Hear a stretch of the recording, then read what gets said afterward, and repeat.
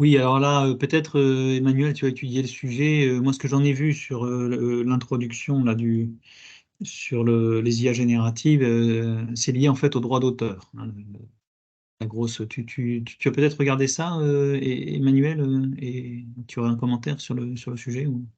Oui, alors il me semble qu'il y a eu des illustrateurs, c'est pas ChatGPT, hein, en l'occurrence c'est Midjourney, c'est l'IA générative d'images.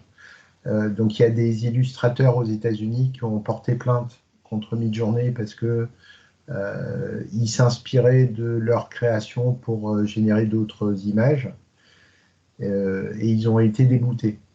Donc, et Ils ont été dégoûtés ou déboutés, les deux déboutés, peut-être. déboutés. Je Ouais. parle les deux, je pense. Oui.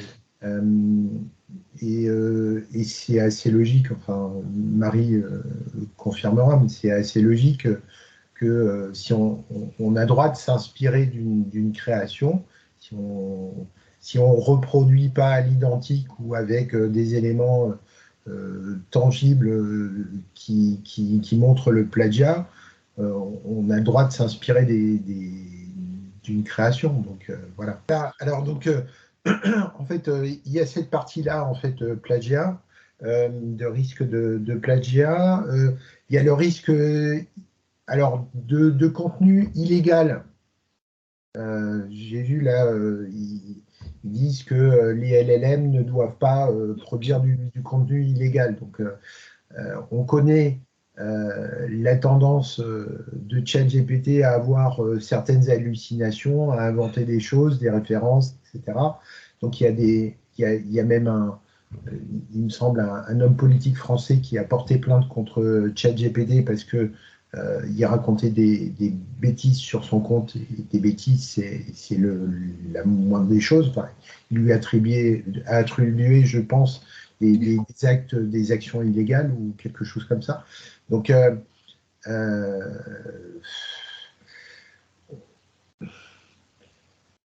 c'est vrai que d'un point de vue industriel, là, pour le coup, c'est difficilement. Il faut accepter le risque. On a eu un bot avec Microsoft il y a quelques années qui a été mis en service une seule journée et au bout d'une journée, il avait pris les plis des personnes avec lesquelles il dialoguait. Il était devenu raciste, sexiste, antisémite. Enfin, il avait reproduit tout ce qu'il ne fallait pas. Donc, et en revanche, bon, ChatGPT, il a des défauts, mais il faut bien reconnaître qu'on a eu un bond quantique en termes d'aide pour la programmation, d'aide pour la rédaction de texte.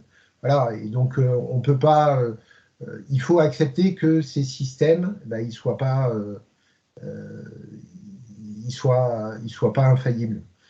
Moi, je reviens dans 2001, l'Odyssée de l'espace, l'ordinateur, il est censé être infaillible.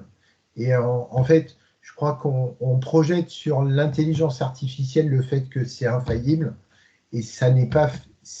L'intelligence artificielle est faillible au même titre qu'un humain, Un et, humain, tout à et fait, bien sûr. il faut l'accepter. Et donc, voilà, si on tape sur les doigts de chaque industriel parce que simplement son IA, elle a dérapé à un moment donné, là, pour le coup, l'innovation, elle va être tuée.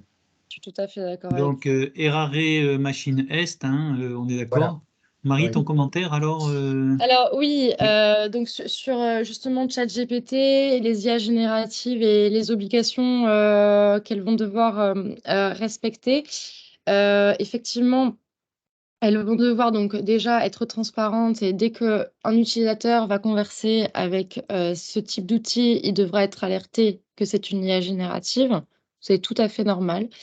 Les fournisseurs, enfin les producteurs d'IA devront quand même s'astreindre à effectivement ne pas concevoir de modèles qui puissent générer du contenu illégal. Donc, je rejoins tout à fait ce que disait Emmanuel à l'instant sur le sujet. Et moi, il y a quand même quelque chose qui me perturbe un petit peu sur la dernière obligation qui est d'imposer de publier des résumés détaillés des œuvres protégées par le droit d'auteur qui ont servi à l'entraînement de la machine. Mm.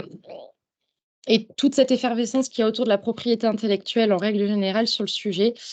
Nous, on est des avocats spécialistes et on se pose quand même la question pourquoi ça suscite autant d'interrogations et de craintes, puisque en fait, il y a contrefaçon quand vous faites une exploitation commerciale de l'œuvre. Là, on va utiliser des bases de données pour entraîner une machine, mais on ne va pas l'utiliser à des fins commerciales, cette œuvre.